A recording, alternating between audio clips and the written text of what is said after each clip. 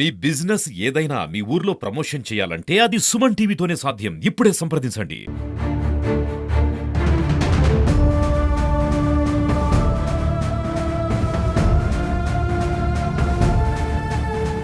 భారత్ పాకిస్తాన్ ఉద్రిక్తతల నేపథ్యంలో ఏదైతే కేంద్ర హోంశాఖ రాష్ట్రాలను కూడా అలర్ట్ చేసింది. ఈ క్రమంలోనే మొత్తం కూడా ఇప్పుడు తెలంగాణ రాష్ట్ర వ్యాప్తంలో పాటు సూర్యాపేట జిల్లా పోలీసులు కూడా అలర్ట్ అయ్యారు. పూర్తిగా రద్దీ ప్రాంతాల్లో ఆ డాగ్ స్క్వాడ్ బాంబ్ స్క్వాడ్తో ఎప్పటికప్పుడు తనిఖీలు చేస్తున్న పరిస్థితి. ప్రస్తుతం సూర్యాపేటలో అయితే హైటెక్ బస్ స్టాండ్ పరిధిలోని తనిఖీలు చేస్తున్నారు. నల్గొండ సూర్యాపేట టౌన్ పోలీసులు అయితే వారితో మాట్లాడదాం. అసలు ఈ తనిఖీలు అసలు ఎందుకు చేస్తున్నారో విషయాలు కూడా వాళ్ళతో మాట్లాడదాం. చెప్పండి సార్, ఏంటి తనిఖీలు ఎందుకు చేస్తారు?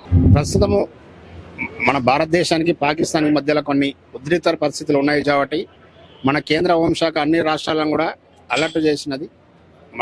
మన రాష్ట్రంలో కూడా ఎలాంటి ఇన్సిడెంట్స్ జరగడానికి అవకాశం ఉన్నదనేసి ముందస్తుగా ఎలాంటి ఇన్సిడెంట్స్ అంటువాంటి ఇన్సిడెంట్స్ జరగకుండా ఉండడానికి మా జిల్లా గౌరవ ఎస్పీ కె నరసింహ ఐపీఎస్ గారు మమ్మల్ని సూర్యాపేట పట్టణంలో రద్దీగా ఉండే ప్రదేశాలలో ముందస్తుగా మనకు డాగ్ స్క్వాడ్ తోటి బాంబ్ స్క్వాడ్ తోటి ముందుగానే మనం చెకప్ చేసి పబ్లిక్కి ఎలాంటి నష్టం జరగకుండా ఎలాంటి అంటువాంట్ ఇన్సిడెంట్స్ జరగకుండా ఉండేందుగా ముందస్తుగా మీరు తనిఖీలు నిర్వహించాలనేసి చెప్పడం వలన ఈరోజు మేము హైటెక్ బస్ స్టాండ్లోను, కొత్త బస్ స్టాండ్లోను, డిమార్ట్ ఏరియాలలో అన్ని ప్రదేశాలలో డాగ్ స్క్వాడ్ తోటి బాంబ్ స్క్వాడ్ తోటి తనిఖీలు నిర్వహించడం జరుగుతుంది.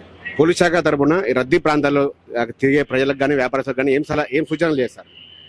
మీకు ఎలాంటి అనుమానపద వస్తువులు కనిపిస్తే ఎమ్మటే పోలీసు వాళ్ళకు తెలియపరిస్తే ఇమీడియట్లీ దాన్ని మేము నిర్వీర్యం చేస్తామని చెప్తాం.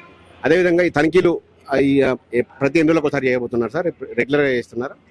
ఇప్పుడు దీని దృష్ట్యా మాత్రం డే బై డే చేయమనేసి ఎస్పీ గారు ఆదేశాలు ఇచ్చినారు. Day by day నిర్వహిస్తాం.